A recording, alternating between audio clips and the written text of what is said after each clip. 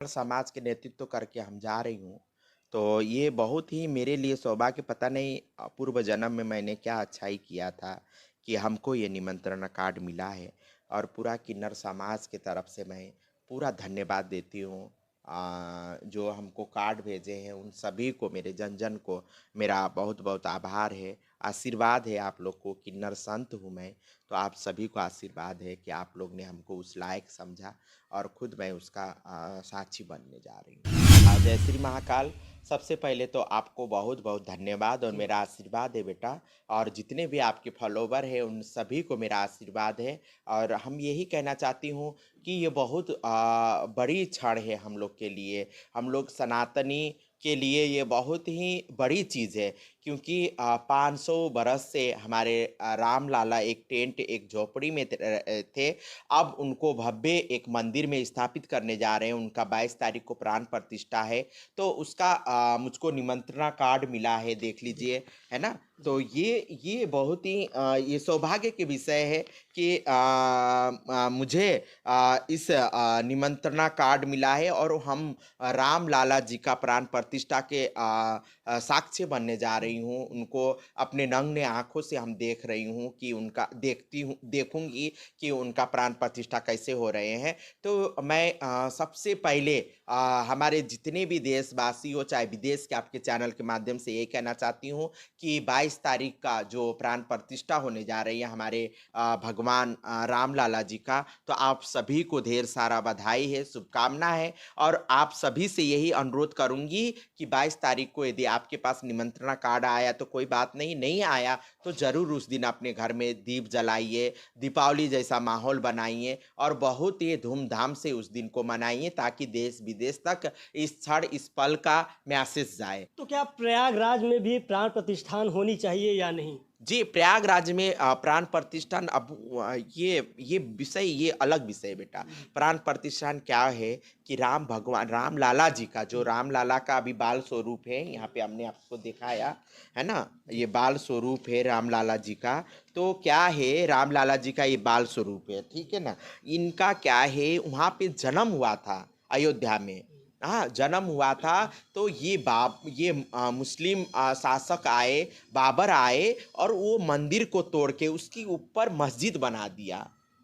ठीक है? तो हम लोग का माँग यही था कि राम लाला का मंदिर वहीं बनेगा जहाँ राम लाला का जन्म हुआ था। तो इसी विषय से ही आगे बढ़ा है। तो आज वहीं बन बन रहा है। तो प्राण प्रतिष्ठा वहीं हो रही है। राम लाला जी का प्राण प्रतिष्ठा वहीं हो रही है। तो हम लोग को खुशी मनाना चाहिए, हम लोग को उत्सव मनाना चाहिए, हम लोग को त्योहार मनाना चाहिए क्योंकि राम लाला 15 साल 500 साल एक कुटिया में थे, एक टेंट में थे। आज उनका भव्य मंदिर बन रहा है। उनको एक उनका जो अधिकार उनको मिलना चाहिए, जो उनका मंदिर जैसे बनना चाहिए उस तरीके से बन नहीं पा रहे। बेचारे हमारे राम लाला जी को एक फटी उनका वस्त्र था, उनको तुलसी और एक गंगा जल का भोग लगती थी, बताइए? दोस्तों हम आपको बताना चाहेंगे कि जो प्राण प्रतिष्ठान में शामिल होने वाले व्यक्तियों को जो कार्ड भेजा गया है, वह काफ़ी चुनिंदा लोगों को भेजा गया है। तो हम कार्ड का आकार दिखाएँगे, किस तरह से यह कार्ड भेजा गया है लोगों को। इस तरफ देख पा रहे हो दर्शकों की ये है प्राण प्रतिष्ठान में जो आमंत्रण कार्ड भेजा गया है। तो दर्शकों आपको बताना चाहेंगे कि किन्नर समाज पूरे भारतवर्ष में रहते हैं, लेकिन पहला यह किन्नर समाज जो प्रयागराज से यह माता कौशल्या नंदगिरी जी को आमंत्रित किया गया है। तो माता जी आपको यह व्यक्तिगत तौर पे आमंत्रित किया गया है, जबकि पूरे भारतवर्ष में तो किन्नर समाज रहते हैं, लेकिन उसको लेकर क्या कुछ इनका कहीं ना कहीं जो समाज में काम करती हैं वह देखने को मिलता है, चाहे वह दिन हो या रात हो, लगातार लोगों की निस्वार्थ भाव से सेवा करती हैं। तो जो लोगों की सेवा करते हैं या आप निस्वार्थ भाव से, तो जी। यह एनर्जी आपको कहाँ से आती है या आपको सब कैसे यह विचार सब बनता है? प्रभु और हमारे आराध्य देव राम भगवान का कृपा है मेरे ऊपर और हमारे महाकाल बाबा जी का, हमारे भोले बाबा जी का कृपा है, हमारे आराध्य देवी बहुचरा माँ जी का कृपा है। और मैं सबसे पहले तो किन्नर समाज को मुख्य धारा में लाने के लिए काम कर रही हूँ।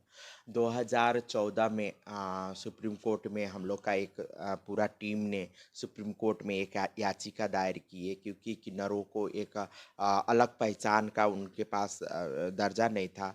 तो हम लोग ने सुप्रीम कोर्ट में कोर्ट का दरवाज़ा खटखटा के हम लोग का सबसे पहले हम लोग थर्ड जेंडर होने का हम लोग ने एक हक लिया और मौलिक अधिकार हम लोग को मिला। उसके बाद में फिर हम लोग ने सनातन धर्म पे अपना स्थान पाने के लिए भी हम लोग ने एक फिर से लड़ाई किया समाज से।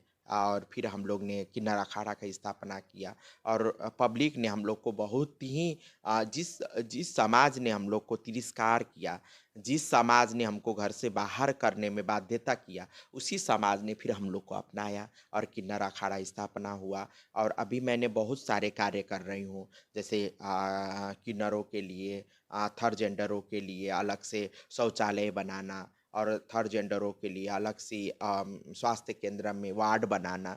क्योंकि जहाँ भी जाते थे तो किन्नर थर्ड जेंडर या किन्नर भेदभाव के शिकार होते थे। तो इसके लिए मैंने अलग से मांग रखी और उत्तर प्रदेश में किन्नर कल्याण बोर्ड बना है किन्नरों के हित के लिए, किन्नरों के विकास के लिए। तो उसका मैं एक सदस्य हूँ और हमारे योगी जी ने इसका बनाया है। तो इसके लिए बहुत काम हो रही है। अब किन्नरों को मौलिक संपत्ति पे अधिकार मिल रही है, किन्नरों को 12 साल का पेंशन मिल रहा है, किन्नरों को चाहे वो केंद्र का योजनाएं हैं चाहे वो राज्य का योजनाएं हैं, उससे किन्नर लोग किन्नर लाभार्थी हो रहे हैं। अभी हमारे एसएसपी माननीय प्रधानमंत्री नरेंद्र मोदी जी ने एक किन्नर से अपना बात, मन की बात में उन्होंने अपना बात भी रखा। तो ये धीरे धीरे बहुत बदलाव हो रही है। हमारे भारतीय जनता पार्टी की सरकार में बहुत किन्नरों को अपना हक मिल रही है और किन्नर मुख्य धारा में आके समाज के उन्नति के लिए, राष्ट्र की उन्नति के लिए कार्य कर रहे हैं। और हम ये आपके चैनल के माध्यम से एक चीज़ यही बताना चाहती हूँ कि किन्नर भी इसी समाज का एक अभिन्न अंग है और आप ही के कोख से जना हुआ बच्चा है। तो किन्नरों को अपनाइए, उनको भी शिक्षा दीक्षा दीजिए, पढ़ाइए लिखाइए, तो जरूर किन्नर भी समाज के और राष्ट्र की उन्नति के लिए जरूर कार्य करेंगे। तो दर्शकों अभी सुना कि माता कौशल्यानंद गिरी जी द्वारा बताया जा रहा है कि इन्हें अयोध्या में 22 जनवरी को आयोजित होने वाले मां प्राण प्रतिष्ठान में आमंत्रित किया गया है। जिसमें शामिल होने के लिए यह 18 तारीख को यहाँ से निकलेंगी।